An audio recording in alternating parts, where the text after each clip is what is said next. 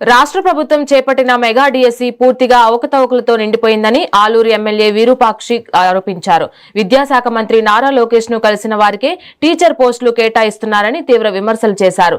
ఇది mega DSC కాదని దగా డిఎస్సి అని అన్నారు. నిరుద్యోగ యువత ఆశలతో ప్రభుత్వం ఆటలాడుతుందన్నారు. మెగా డిఎస్సి పేరుతో భారీ స్థాయిలో దందా జరుగుతుందని తెలిపారు. అర్హత ఉన్న అభ్యర్థులను పక్కన పెట్టి సిఫార్సులు, డబ్బులు ఆధారంగా నియామకాలు జరుగుతున్నాయన్నారు. తొలి సంతకమైన మెగా డిఎస్సి గురించి చాలా రోజుల నుంచి, ఎందుకంటే వాళ్ళు డిఎస్సి ఎగ్జామ్ రాసిన వాళ్ళు హైకోర్టుకు పోయినారు. అయినా కానీ మెగా డిఎస్సి దగా డిఎస్సి అయిపోయింది మన రాష్ట్రంలో. ఎందుకంటే ఏదన్నా ఎగ్జామ్ రాస్తే మెరిట్ ప్రకారము ఏదన్నా క్వాలిఫై అవుతారు.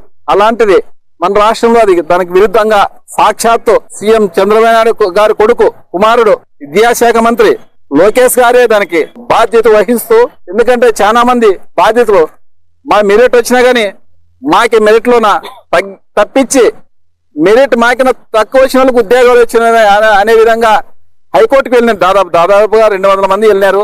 అయినా కానీ వాళ్ళకి దాని మీద అసలు ఏదో చలనం లేదు. ఎందుకంటే డైరెక్ట్ గా విద్యాశాఖ మంత్రికే డబ్బులు ముట్టాయనే విధంగా ఈరోజు ప్రతి నోట, ఎందుకంటే బయట పడితే వాళ్ళు ఏమైనా బయట చెప్తే కేసులు పెడతారనే విధంగా విద్యార్థులందరూ ఉన్నారు.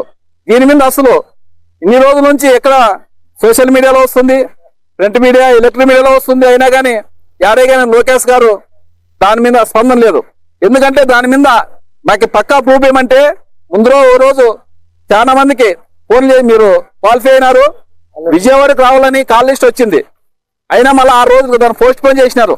ఎందుకంటే వాళ్ళకి అన్ని లెక్కలు పక్కలు సరిపోలేదు కాబట్టి ఆ రోజు అన్ని నిలబెట్టారు. నిలబెట్టి మళ్ళా 4-5 రోజులకు మళ్ళీ కాల్ వచ్చినాయి.